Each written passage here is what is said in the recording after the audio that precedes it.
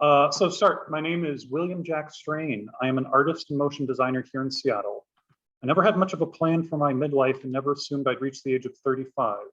So it was quite a shock to my lack of planning when I turned around and was married with 2 children at that age. I decided to pursue my freedom and be as weird as I wanted to be. I dove into everything that I was interested in, but was afraid I would be judged for. Religion, spirituality, there's a difference.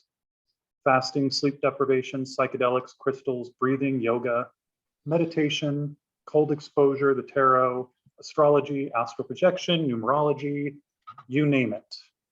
Recite random prayers throughout the day, engage in rituals, talk to rocks and trees, just having fun getting all witchy and magical.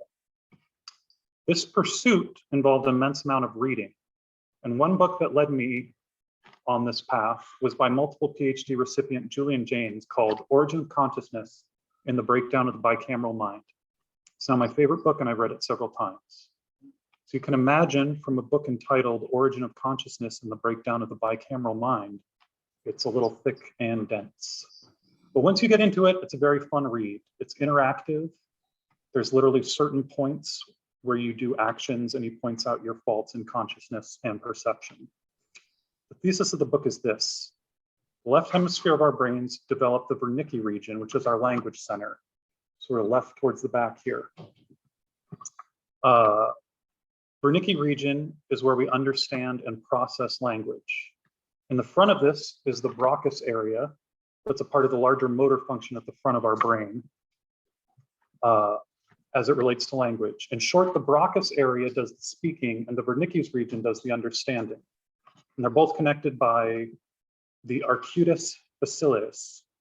So if you've ever spoken without thinking or attempted to read a language you don't fully understand, the culprit is this facialis. Different animals have this region and different levels of development in their brain.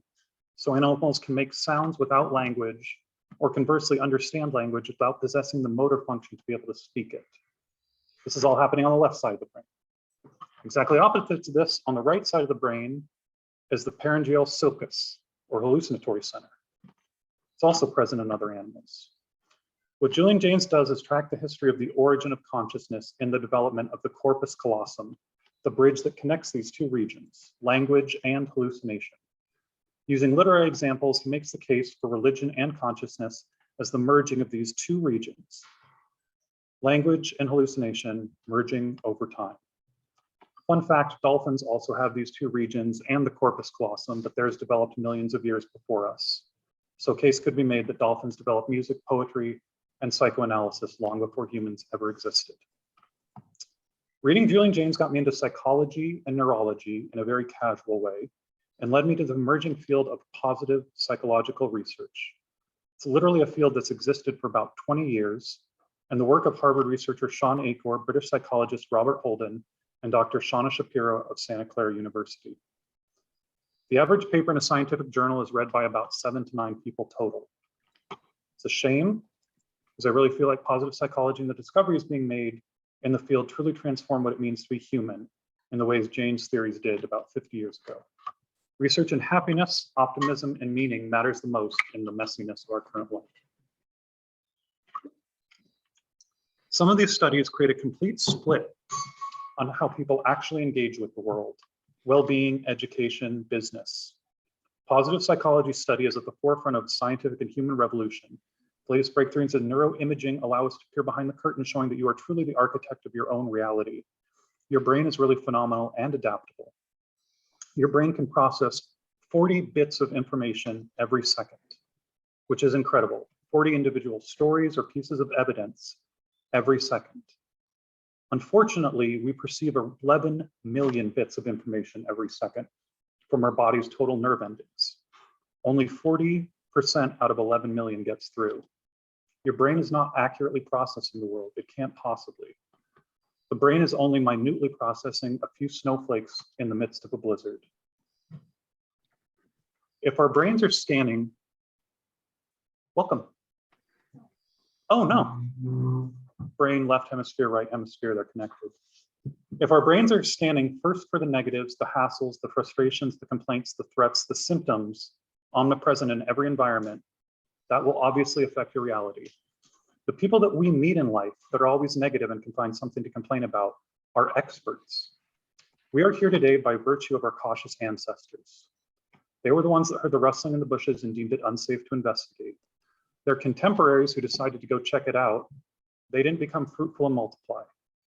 So the inherently negative person who's always looking at which fires to put out first is operating at the peak of how millions of years of evolution taught us to think. But brains are limited. Whatever you attend to first becomes your reality. And our objective reality in the present has very little risk. We have far less interaction with predators or life or death situations than our distant ancestors. We have finite resources, and brain imaging shows that when you scan for the negative, your brain has no room left over to scan for what you're grateful for, or the meaning of your own life, or the optimism that it would take to make this world a better place. It's not looking for the solutions that will need to come later down the line. It's looking for the immediate threat here and now. So all we need to do is pull resources from the negative section to the positive section, and everyone will be able to think in more long-term solutions and something of a utopia is created. It's not that simple though. Our genes and our environment predict our entire potential. That's the science of neurology. Genes plus environment predict success rates in the future. Your intelligence, creativity, athleticism, obesity, addiction, depression, it's what you're born with, your genes, and whatever happens to you at home, work, or school, your environment. We're victims of both of them. You didn't pick your parents. Happiness comes whether you're at the top of a fortune cycle or at the bottom of a fortune cycle. And science just really cares about the average. How many pills a person should take for a headache, how long the average person takes to recover from surgery. Whatever was average became what it means to be human. If you study what's average, you remain average. If you fall below the curve of happiness and optimism, psychologists get really excited because you've fallen out of that average. Depression and complexes that need to be addressed to bring you back into the flock of the average. What the emerging field of positive psychology pointed out amazingly recently, like 20 years recently, is that science and psychology have ignored the other half of the curve, the upper half. Statistic courses delete outliers in data. Outliers who, despite genes and environment, their success rate rose above that. Happiness and optimism rose above that. A curve of happiness is usually a U-shaped.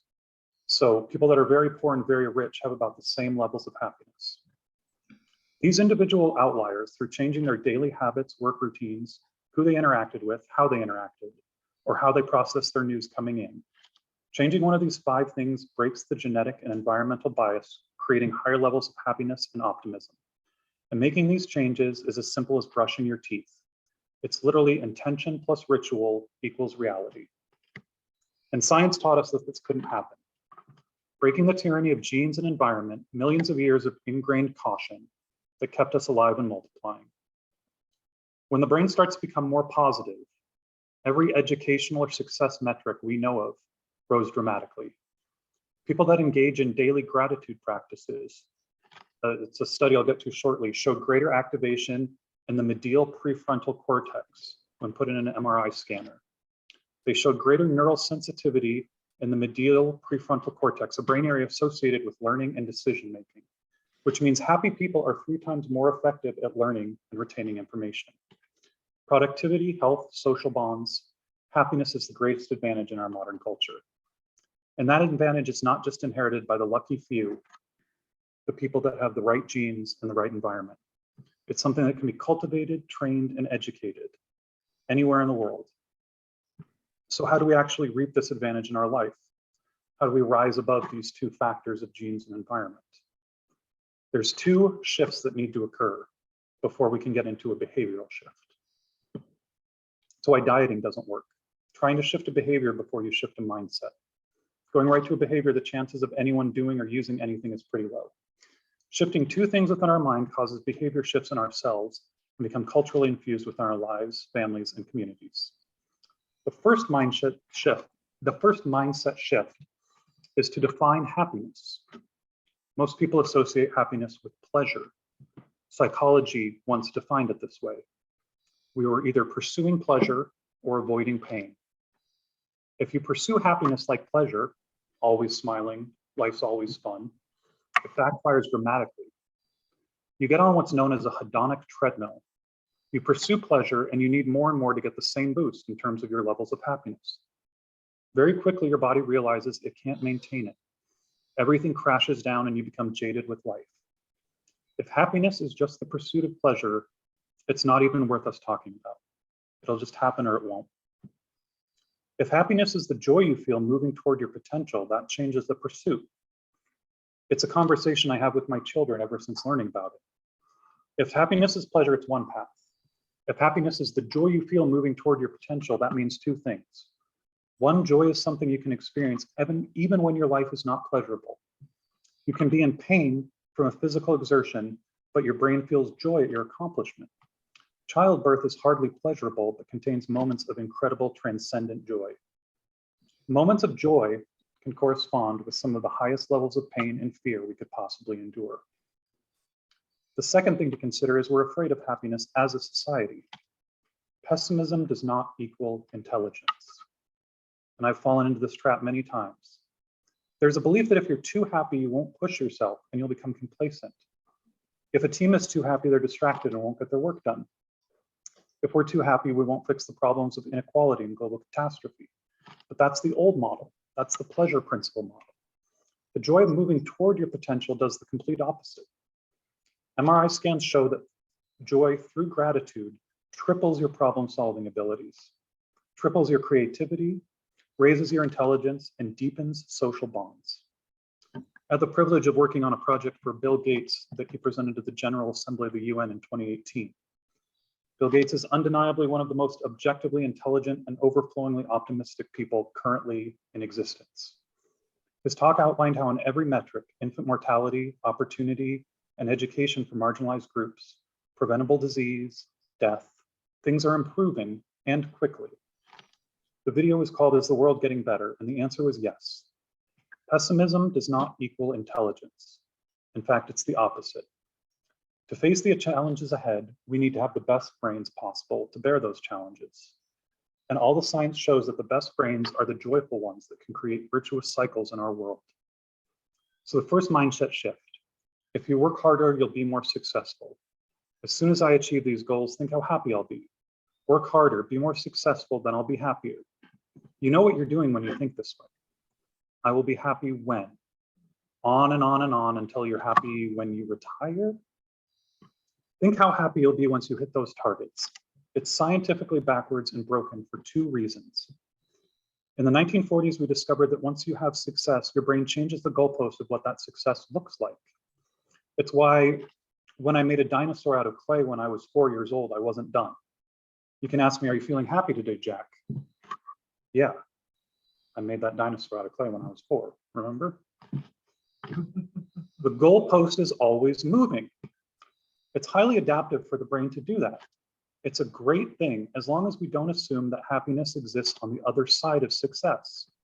If we do that, we push happiness over what's known as a cognitive horizon. Simply put, you will never get there. If happiness is on the other side of a moving target, of course you'll never get there. But we keep thinking it will happen. Hit your targets, raise your targets. We want those targets to move up. It's a good thing and it allows us to see our potential, but happiness can't exist on the other side. It needs to come in the pursuit of the doing. Happiness and success do not correlate. In the 1980s, 4-year-olds had spatial memory tests putting colored blocks together to test their spatial memory. One permutation of these tests was getting half of the group to think their happiest memory. The other half received no such instruction. The children in the positive memory groups scores increased by 70%. Happiness and spatial memory were thought to be separate parts of the brain, literally the left and right part of the brain. In 1998, a similar test was done with medical students to give diagnosis: positive, neutral, negative, or stressed. In the positive category, they were 19% faster and more accurate. Study should have been revolutionary, but it was only read by about 7 to 9 people. Dr. Martin Seligman from the University of Pennsylvania did a study with the sales force of MetLife in the 1980s. He developed a test for optimism, and the top 10% of the sales force in optimism was beating the lower 90% by 89%. That's crazy. Of course, they were more optimistic. They were selling more. Is it correlation or causation? So we brought in a new sales force.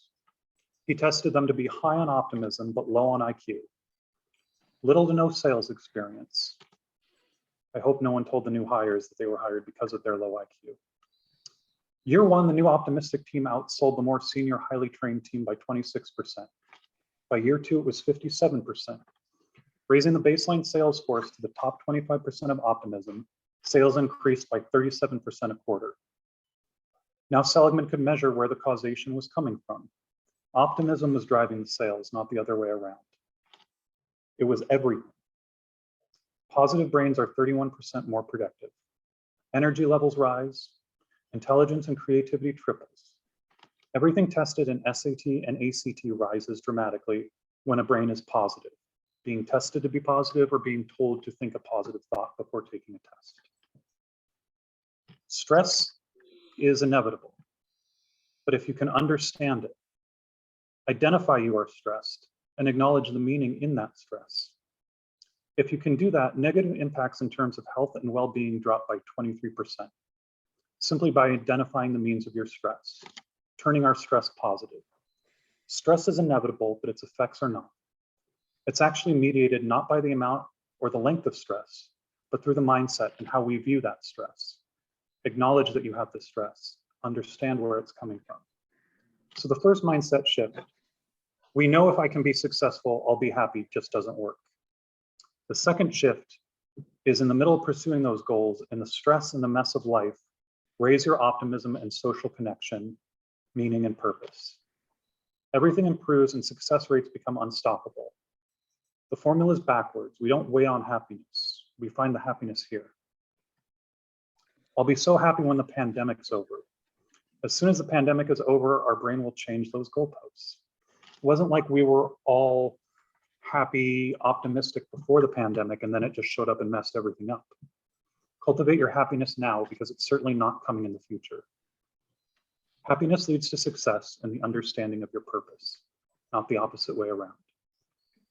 There's 2 decades of research proving it, and there's no research proving the opposite, despite what we might tell ourselves. What am I doing to raise my level of happiness? What am I doing to raise the level of happiness in others? Before we get to work, what am I doing to raise my children and friends' level of happiness before they do their work?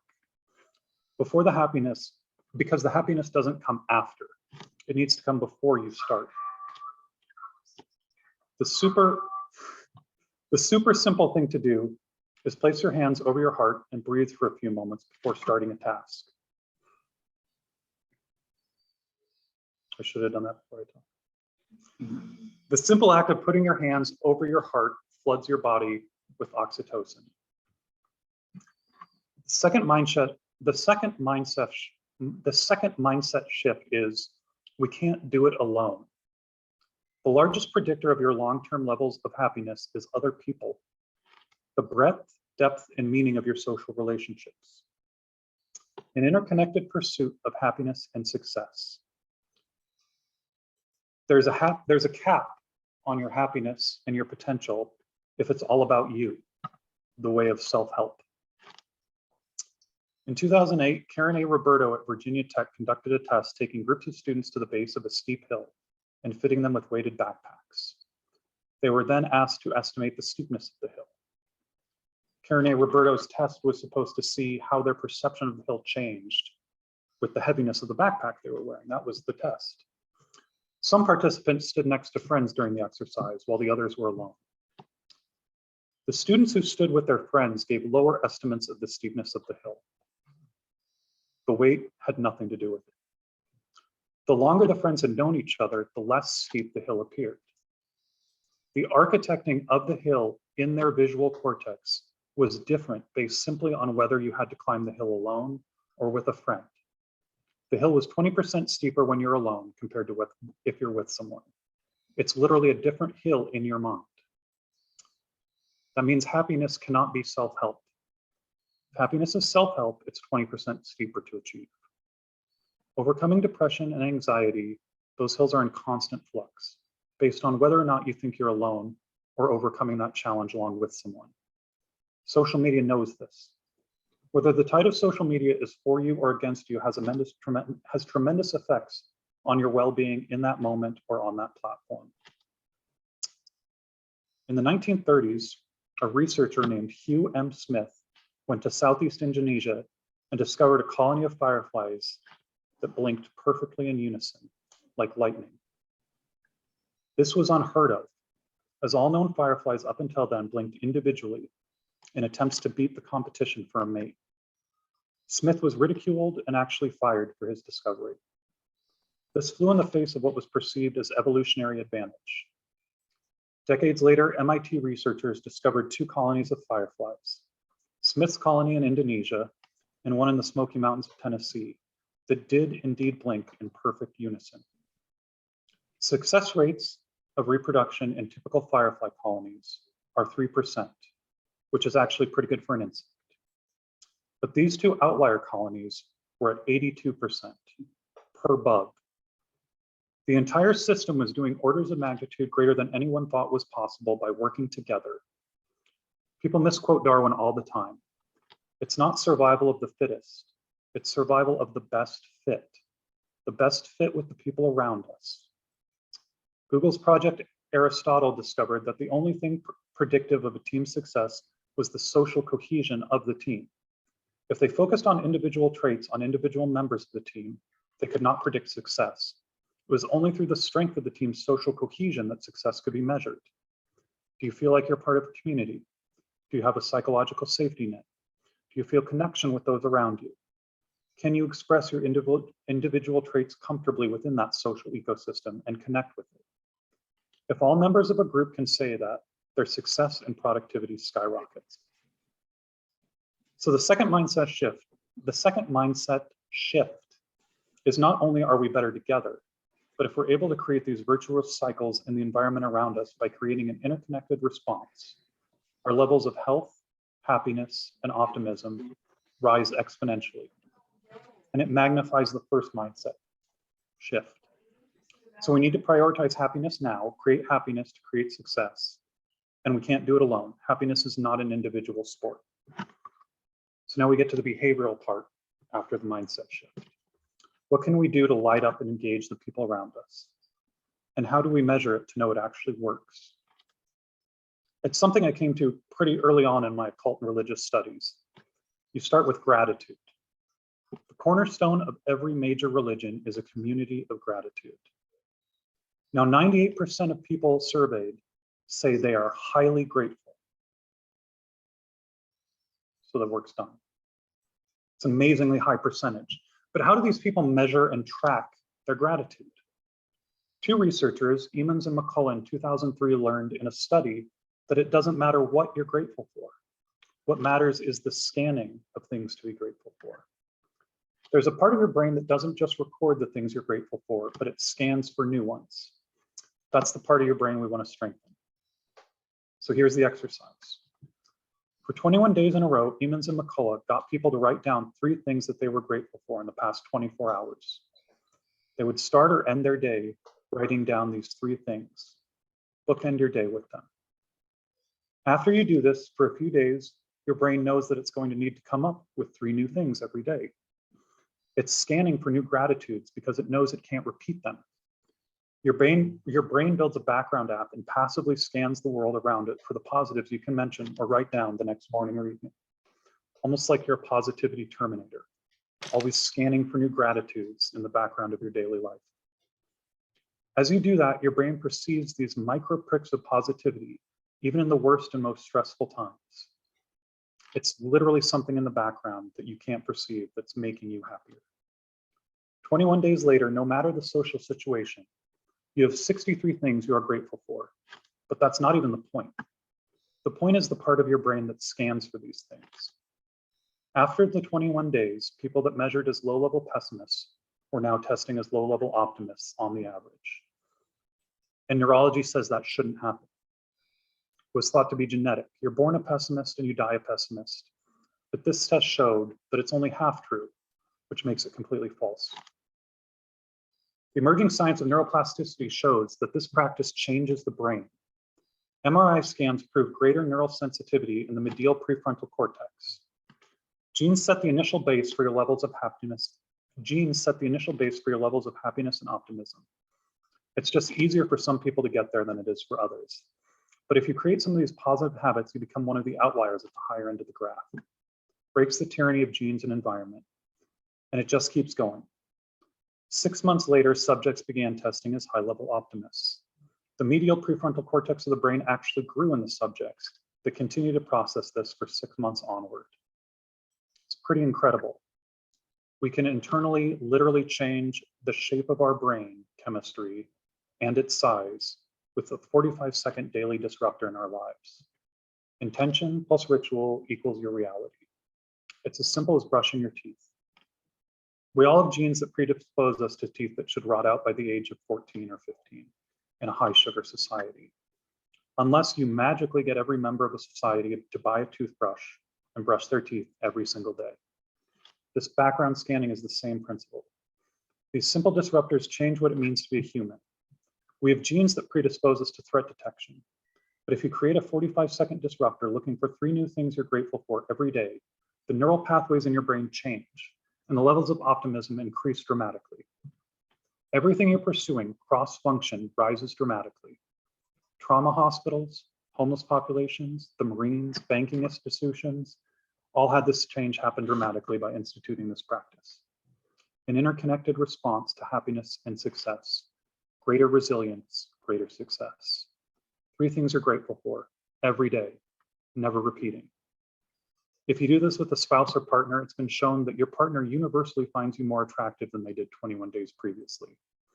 Even more so after 6 months. That never happens. You age 6 months and you've suddenly gotten hotter. Turns out what we're seeing changes because our lens changes to be more optimistic. And they're seeing all the positives that you're sharing with them. You can do this with teams, over Zoom, with your family, children, around the dinner table or before bed. Many permutations, but the research and results are all the same. It changes your brain and levels of optimism long term. The second thing you can do to change your brain chemistry is just 15 minutes of fun cardio every day. Everyone knows that. It could be as simple as a brisk walk. You have to get your heart rate up and your breathing up.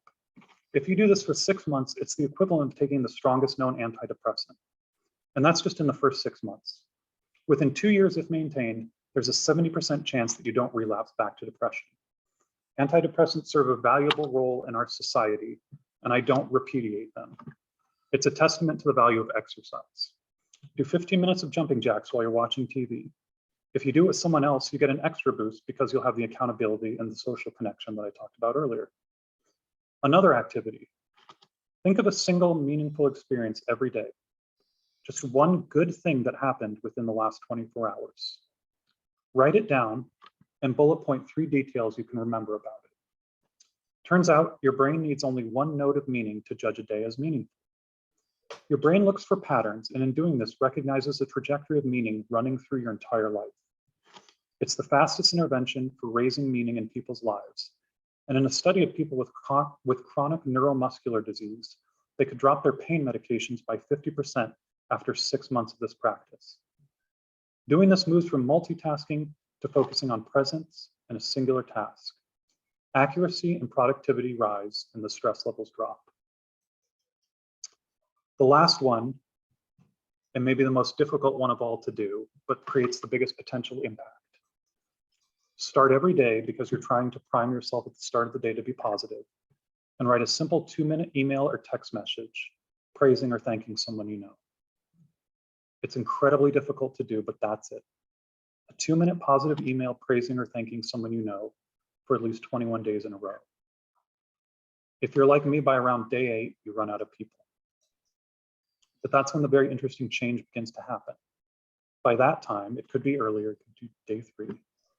You have to do that background scanning I was talking about. You have to think unconsciously throughout the day, who else can I write to?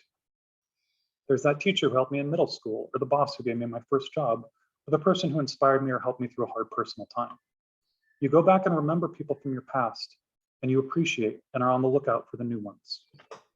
It'll take longer to find the person's email address than it will to write the letter. Your brain can only perceive or have access to a handful of people, especially during a pandemic. But when you do this simple activity, these people, that high school teacher that you may not have seen on your mental map for decades, suddenly appears on your mental map as a social connection, and a real social connection, not a social media connection. You remember the person, you send a simple message, and that activates and lights up the other person. If they write back, you've created a virtuous cycle. At the end of this, you'll have 21 people in your ecosystem you weren't fully perceiving. It's that perception of social connection that matters. In short form, it's how you get an entire ecosystem to light up in unison, just like the fireflies. You've just activated 21 people, lighting them up, and them lighting up your brain, helping you to perceive your social connection. Simply writing a 2-minute email, praising or thanking someone you don't normally talk to. Perception of social connection is the greatest predictor of your happiness, the greatest predictor of success, resilience, and social connection is the greatest predictor of how long you will end up living, as factors like obesity, high blood pressure, or smoking. And real social connections. You're not keeping a list of friends. You're actually reaching out to someone and saying hello and telling them how much you appreciate them. We fight so hard against the negative in our world that we forget to tell people how powerful just a few seconds to 2 minutes can be in their life. Writing these positive emails is as beneficial as getting someone to stop smoking. It's been proven in health studies. And you're actually more likely to successfully quit smoking because of the perceived social connection. You're quitting smoking with someone. So we need to have a mindset shift. Realize happiness can change if we prioritize creating a habit change in the present. Happiness can change if we change. Second, happiness is the greatest advantage in our modern society. If you're trying to work without it, you're only using a third of your potential. It's been proven. Happiness, optimism, and success are contagious traits. Just like the fireflies, ecosystems that can work together see the most potential. Pursue happiness and success with one another. We're all better together. Just try and bring this research to life, which is on average read by about 7 to 9 people. Thank you.